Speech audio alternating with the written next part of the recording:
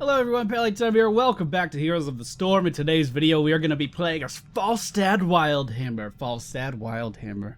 Falsedead Wildhammer. Falsedead Wildhammer. Alright, ladies and gentlemen, we find ourselves on the Garden Tower map today. We are going to be picking up... what do I want to pick up, actually?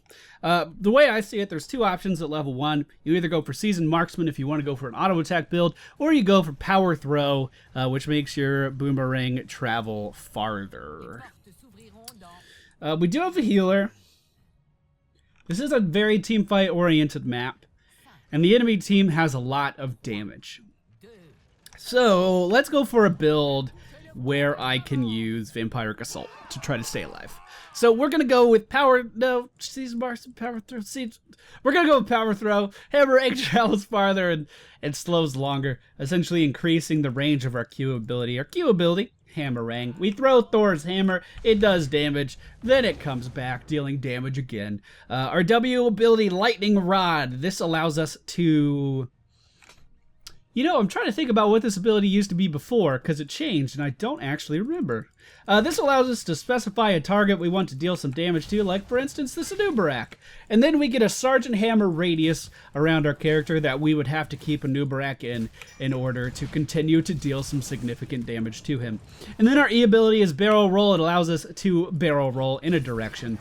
Actually allows us to go over terrain, unlike most other abilities that are similar. And pretty good for Falsedead. We're going to be using that a lot to stay alive throughout the course of this game. Falsedead is pretty mana hungry in the early game, but in the late game, that shouldn't be too much of a problem for us. We should find plenty of ways to alleviate that. Zombie wall going down in front of me makes me assume that it wasn't, excuse me, intended for me, and instead used to drain some ammunition from the tower, which is interesting. Lily probably needs that regen globe. Good, she did go for it. I was going to go for it if I had to. And we are essentially just waiting for Nightfall to happen, which, wouldn't you know, just started. Our trait is really boring, just makes us move faster after we're not in combat for a little while. Nothing exciting there at all. There are basically two ways to play Falsedead. You can either play him as an auto attack damage hero or a spell power hero.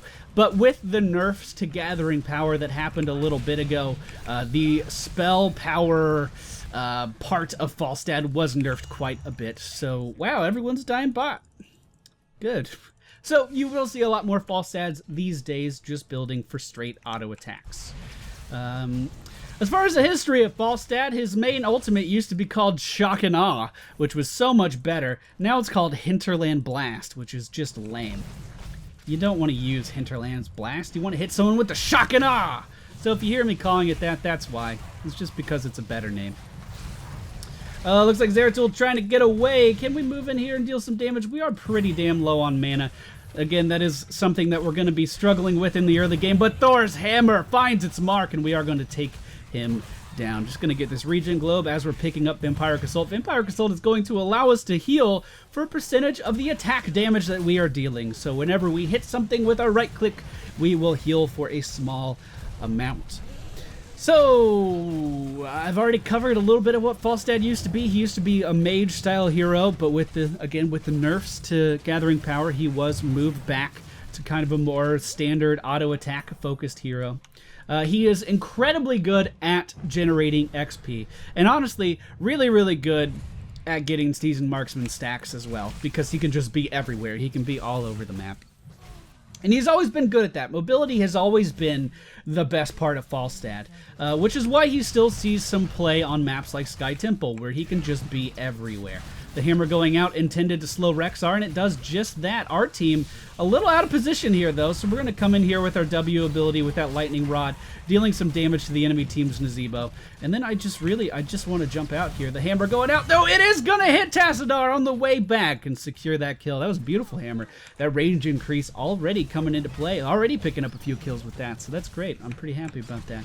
We're just going to continue to throw this out into the enemy team. Try to encourage them not to kill all of our structures up here. I think I'm bugged out inside of Mesha, so we'll just use our barrel roll to get away there.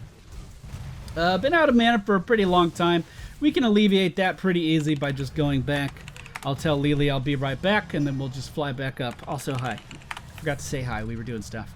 At level 7, we are going to be picking up... What do I want to pick up? We want to deal more damage while the Hammerang is out. Sometimes in the past, I would go for first aid here because I am not good at Falsedead. But we're gonna do the build. We're gonna do the standard build. We're gonna go for deal more damage while the Hammerang is out. We just have to play safe. They do have an Anubarak, they do have a Zeratul, so if these two guys are trying to jump on me, we need to position accordingly for that. First aid would kind of alleviate that problem a little bit, but not totally. But with this new talent that we just picked up, we're going to be, hey, speak of the devil and he shall appear. Speak of the devil and he shall appear. With this new talent that we picked up, the secret weapon, when our hammer is out, we just need to right-click on people as much as possible. And Anubarak did the right thing there and crowd controlled me while my hammer was out, effectively reducing my damage. Now, in the middle of team fights, I'm not going to have their full attention all of the time, so it is going to be easier to do that kind of thing. But, hey, whatever. We'll make it work. We'll make it work. Top looks like it may need trouble, but I am in middle soaking XP right now, which is probably more important to our team as a whole, as we are just barely ahead on XP. I'm sure we want to keep that lead. Bottom is being soaked by Rhaegar, or excuse me, by there's not even a Rhaegar in this game. Bottom is being soaked by Gazlowe, and Top's having a little bit of trouble. Okay, I changed my mind. We're gonna fly up there. Zeratul is ganking me as well, so we're just gonna land a lightning rod on top of Rexar and then back up. Grab a sip from the sippy cup, and then we can re-engage. Our friendly team's Rex are doing a great job of chasing down Zebro. We can assume that Zeratul is on the way up here, because he saw me very clearly when I flew off. By the way, the fly is my mount ability. I'm sorry, I didn't really make that clear, did I?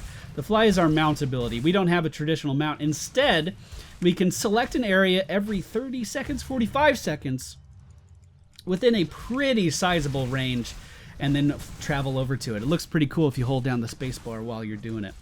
We are going to go for Hinterland Blast at level 10. It is a long-range beam of damage. I like to compare it to Lux from League of Legends. It is going to be doing a ton of work throughout the course of this game. Assuming I use it right, we are going to slow down the enemy team's gazebo and just land those critical hits, picking up a kill. Unfortunately, we did lose our Lili, but Zeratul had to use the Void Prison for that, which means during this night phase, Zeratul will likely not have the Void Prison for the majority of the phase. So that means we are a little bit safer. Barrel Roll does have a 14-second cooldown. All of Falsedead's cooldowns are a bit longer than I expected. Does have a 14-second cooldown, so we do need to use it sparingly, even though it is fun to jump over stuff with it. Alright. You can run away. You can run away, but I'll still get you. Oh, good juke. Good juke. I guess I lied. So we did waste our shock and awe there. That does have a very sizable cooldown. I believe, yes, we could have picked up Battle Momentum at level 7 if we were going for a more magey style build, but instead we are going for auto attacks. So that cooldown is going to be meaningful. That's going to be a very impactful cooldown. So we need to make sure that when we use our shock and awe that we hit targets. We don't want to be wasting that. We do have 2 plants out on the map right now, one for each team. So while they're doing their thing, I'm just going to push. There's no reason not to. Try to deal as much damage as I can. Hi, Zeratul. Basically, if anyone comes near me at all, we are going to hit them with the lightning rod. Again, this is an ability that does damage, like it ticks damage. And it's a pretty decent amount of damage, but the caveat is you have to keep people in that circle. A great wombo combo is going to secure a kill there on Rexar. Very nicely done. And we can just try to pressure back this Tastar. The cool thing about the secret weapon talent at level 7 is the fact that you don't actually have to land your hammer for it to be an effective hammer. It just has to be out, and you have to be auto-attacking on things. At level 13, I think I am going to go for Giant Killer. It's going to increase our auto-attack damage by a % of the target's maximum health. What does that mean? It just means you hit more every time you right-click. Don't worry about it. It's better against tanks than it is against squishy heroes, but no matter what, it's just increased damage. Let's go ahead. Oh, I ran out of mana. I was going to throw out a shock and awe there, but didn't quite have the stuff to make it happen. We're just going to come in here on the Zebo, which was a very big mistake, actually. Yeah, that was just bad. entirely my fault too, and actually baited Jaina into coming back to try to help, and she died there. So I helped the enemy team secure 2 kills. All right, maybe more. Rexar should be able to get away. Lily should be fine. Yeah, okay, we're good. Or maybe not. I think I just saw Zeratul. So that was 3 for nothing? Ooh, that's not good. That's not good. That's not good. Bottom lane getting pushed pretty hard. We can clean that up really fast, but we are going to lose the fort up top. We are going to lose the fort up top. Although, I mean... Okay, we'll do a conservative fly. We'll fly in with our team. I could have flown in behind them if I was feeling super confident, but I think this was a better move. Very good force wall from the enemy team's Tassadar is going to keep me from pursuing. We can barrel roll over those force walls, but of course I just used the cooldown a moment ago. Jaina in a bit of a bad spot. We should just be going for this right now. Falsedead isn't terrible at getting camps. I mean, he heals off of his auto attacks. The only problem is that you take a bit of damage, so you kill him pretty quick.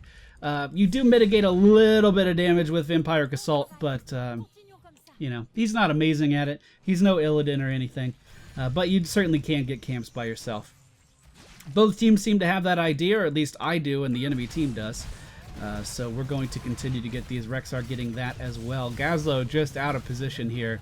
Is going to land a pretty decent wombo combo, but ultimately is going to be taken down, presumably. Presumably. Oh, the force wall actually whiffed, but Zeratul secured it anyway. That sucks. Yeah, he was just out of position, and I mean, we could have moved in there to try to help. But, why? Sometimes you just gotta let the people die, you know what I mean? If they did something wrong, they just kind of die. That's okay.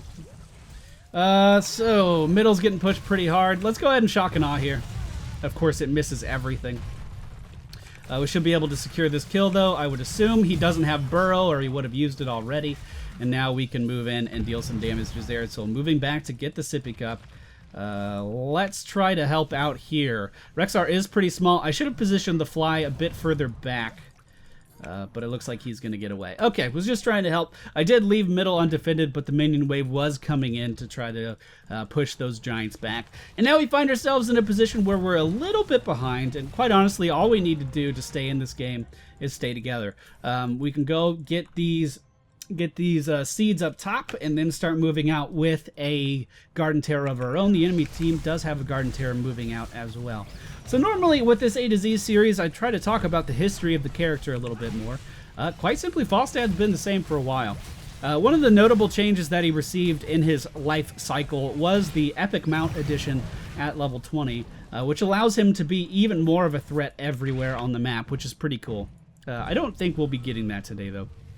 We are going to get attacks on slowed targets, stun them. This is with our Hammerang. Do not be deceived by that tiny little description, that incredibly vague little tiny description. You have to hit a target with your Q first, and then auto-attack them in order to get the stun. But this is a great way of just getting safe, reliable damage out, and also a kind of okay way at countering channel ultimates like Lily's Jug of 1,000 Cups. Not as reliable as, you know, an Uther going in and stunning someone, but you can interrupt ultimates with it. Decent, for a decent amount of, you know, reliability. We're just going to stay out of that stuff. We're pushing with our team now. The enemy team already has another terror ready to go right after this one dies, and they know that. So what they're going to do is actually use this terror to defend a bit more than they would otherwise. The VP coming out is going to hit all members of the friendly team. Anubrak just used his only escape. Attack him. Hit him with things. No one's attacking him. I don't have things. They're all on cooldown. All right, the hammer going out. We are going to take down the enemy teams. No, we're going to take him down. That's right, damn it. The Shock and Awe is going to land on the enemy team's Rexar, taking him down as well. And now, Zeratul, baby girl, I got your number, and I slapped you in the face with it. Nazebo's doing stuff. I guess he was in the terror, but we might actually be able to do some meaningful core damage here. With 3 members of the enemy team dead at this point in the game, we can do a lot of work. Oh, the Hammerang! No, damn it. Fuck. Shit. If I attacked move there, that would have been a kill. That's embarrassing. For some reason, our terror isn't attacking the core. It's attacking a fort. We could have at least taken the shields down or something. But instead, we're all just going to kind of look funny and we're going to leave. I'm going to ping that I'm going over here. The enemy team is respawning, so we don't really have a lot of time. And I'm just going to get this mercenary camp before I recall. And we can kind of see how good I am at taking these, because I actually don't know. We're definitely going to leave with lower health than what we started with, I guess. Now, that being said, you can go for a more defensible Falsedead build that's a bit more noob-friendly. So if you are interested in playing Falsedead, you can do things like taking First Aid at level 7, and then at level 13, no. Oh, he used to have Stone Skin. He doesn't have that anymore. I didn't realize that. And then at level 13, you can go for gain shields from Lightning Rod strikes. So you kind of generate a shield, and you can heal yourself with First Aid at the same time. Anubarak using his only escape, engaging on our team. So we're going to go in and we're going to do a bit of damage to him. He can easily crowd control me, though, so we don't want to get too close. And I'm trying to deter the enemy team from moving in. Obviously, I know there's a Terror here. But the Terror actually taking a lot of damage and not doing much with its health bar. So we're going to be okay. We're going to be okay. We're going to live a little bit longer, maybe. We do lose our Jaina Proudmoore pretty early on there. I'm in a very aggressive position here. We need to be mindful of that. And unfortunately, I was body blocked by our Lili. The body block probably wasn't what killed me. It was probably the Spirit. And it looks like this may be... Yeah, this may actually be a good game for the enemy team, unless we can start to turn this around. A good wombo combo is going to secure Anubarak under the core and under the fort, taking damage from both sources. But a great force wall, zombie wall combo is going to secure the death of our Falsedead. Now, can the Misha Micro reign supreme, considering Misha is on follow mode right now and is doing absolutely nothing? I don't know if it will, but the enemy team, for whatever reason, actually seems to be backing up, even though they had a 20-second window where they could have at least gotten some core damage out. So both teams have shown a little bit of self-control. I don't even know if that's the word, hesitation in areas where they probably shouldn't have had hesitation. Now, this does give them a head start on seeds. They are going to get ahead there. We are going to go for Nexus Frenzy. The alternative here, I mean, you can really justify any of these as the alternative. You could go for Call of the Wild Hammer, which increases the range and damage on Shock and Awe. Nexus Frenzy kind of goes in line with our build a little bit more, increasing our attack damage and attack range. So I'm trying to stay safe and get in here at the same time. I don't know where Falsedead went, but we can maybe get some damage out there. No, of course not. The stasis coming out. We'll just throw the hammer. It'll kill him. Mark my words. Oh, damn it. All of my predictions have been wrong. All of them. As you can see, I don't play Falsedead a lot. I do think he's a phenomenal character, though. I've always really enjoyed him. We do pick up a kill on the enemy team's Nazebo. Tassadar now moving up to intercept us, so we're just going to kind of move back, get a regen globe. We need to try to do something, though. They're currently getting seeds right now, I think, from right here. Uh-oh. Fuck. Yeah, quite simply didn't respond in time. Gazlo not really putting a lot of turrets down here, is he? He is going to get the wombo combo off, but with only one turret on the ground, he's essentially just going to die. Yeah. So the enemy team now has a Terror. The enemy team now has 3 people alive when we have 0. And they should be pushing in here. Looks like Tassadar is actually going to be the one to get the Terror, though, which means they're not going to have any supporting abilities when they make this push. They obviously want to stay alive in this push. So moving in without your support is a little bit questionable. Then again, the alternative... Actually, the alternative was better. You should have put Anubarak in there. Yeah, Anubarak instead is moving down here trying to do as much siege damage as possible. So this is going to be pretty hard to fend off. Pretty damn difficult. But we're going to do our best. We're going to do our best. A good Misha stun is going to set up a ton of damage on the enemy team's Zeratul. Misha's still continuing to chase. One more auto attack, and that's going to secure the kill, but she does leash at the last moment. Nazebo moving in, looking like he probably just wants to do some Ravenous Spirit damage from that direction. So we're going to save our stun. Here we go.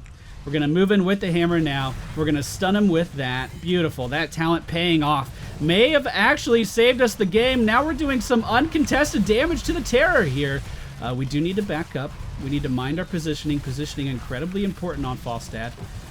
Incredibly important on all AD carries. All right, we're going to wait for the stasis, wait for the stasis, wait for the stasis. Here we go. Oh, I mistimed it by just a moment, but that's okay. The stun from the Hammerang coming out, and it is going to take down their Anub'arak as well. We can actually still get the Terror during this nighttime cycle. I was about to fly away, but I canceled it at the last moment. Hammer once again going out is going to hit and stun Zeratul. Is it going to be enough? He does blink away. We can... No, don't fly in front. That's a little bit too blatant of a play. Oh, he returned. Well, shit, if you just wanted to die, I could have killed you in the first place. God, we could have made this so much easier. Now, several members of the enemy team are dead, but by the time we get there, there's probably only 20 seconds left. Honestly, the more I'm talking, the more I'm convinced we could have probably won the game rather than getting these seeds and delaying a little bit more. We do have catapults pushing every single lane. We do need to be very mindful of that. Catapults are going to be doing a ton of damage to our core very soon.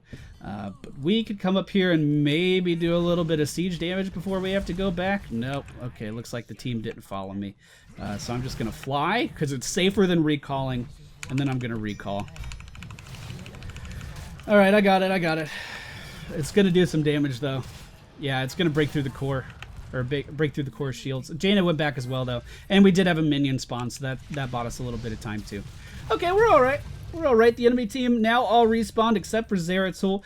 We do have a Garden Terror. Jaina picked that up, so that is going to call on me to do some significant damage here, as our other main damage dealer is in the Terror. Quite frankly, I think Gazlo would have been a little bit better of a pick here for the Terror. We had every option available to us. Rexar up at the top lane is knocked with our team right now, and we are gauging in a team fight. Very questionable, obviously. We did some decent damage to that Tassadar there, and we have wasted the Void Prison of the enemy team's Zeratul. The Shockanaw going out is going to actually pick up a kill on the enemy team's Rexar. Did that really just happen? Someone go back and look at the mini-map. Did I really just do that? Because that's incredible. I finally landed one. Did you all see? And here we go. Can we stun him? Yes, we can. Now we win the game. Now we win the game. Let's go, let's go, let's go. No time to delay. Core. Do core damage. Please fucking hit the core. Why are you doing other things? Well, don't do other things. Hit the core. Core. Hit core. Core. Oh my god, kill the fucking core. Oh, you're wasting the plant. Seriously, you're just fucking wasting the plant. Oh, that's okay though. We're gonna win the game. We're gonna win the game.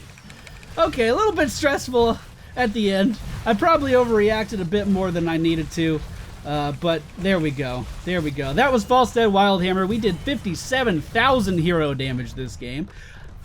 I didn't do any warm-up games with this at all. I just kind of jumped into them. I think I did pretty well. That is his standard build these days, or pretty close to his standard build. You don't really go for gathering power anymore because the rate at which you can stack it was decreased. So you basically have to spend more time. You have to play safer getting gathering power. And quite frankly, if you play safe with gathering power, you're not going to be dealing as much damage anyway because you have to pick other talents to keep yourself safe. So this is the relatively close to the standard build. He is more or less auto attack focused now. Still a bit of a hybrid, but mostly auto attack focused. I could definitely use some work with these Shockanaws. I did not land very many, but there you go. That's the build. You go for power throws, so your hammer goes out further at level 1. Then at level 7, you get basic attacks that deal 80% bonus damage, so your hammer goes out further, stays out longer, and you can land more auto attacks in that time. Shock and Awe because it's the damaging ultimate. Giant Killer because you deal more damage with your auto attacks, so that of course stacks with Secret Weapon. You then pick up, or I chose to, I guess you don't really have to. I don't know what the alternatives are at that level range actually. But hammer time, you hit someone with the hammer, then right click on them and they get stunned. And then, of course, Nexus Frenzy increases your attack speed, so you can get more attacks off while Secret Weapon is active, and it's just good. But yeah, that's Falsedead. Up next, we are going to have, I believe we are going to have Gazlo. Yes. Oh, Lord. I don't play Gazlo. I do not play Gazlo. Let's go ahead and look at that talent here.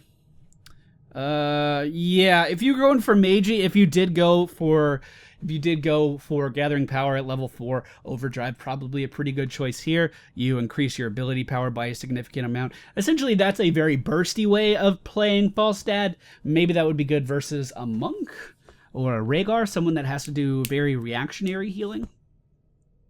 But who knows? That's going to be it for me today, guys. I hope you enjoyed, and I'll see you all next time.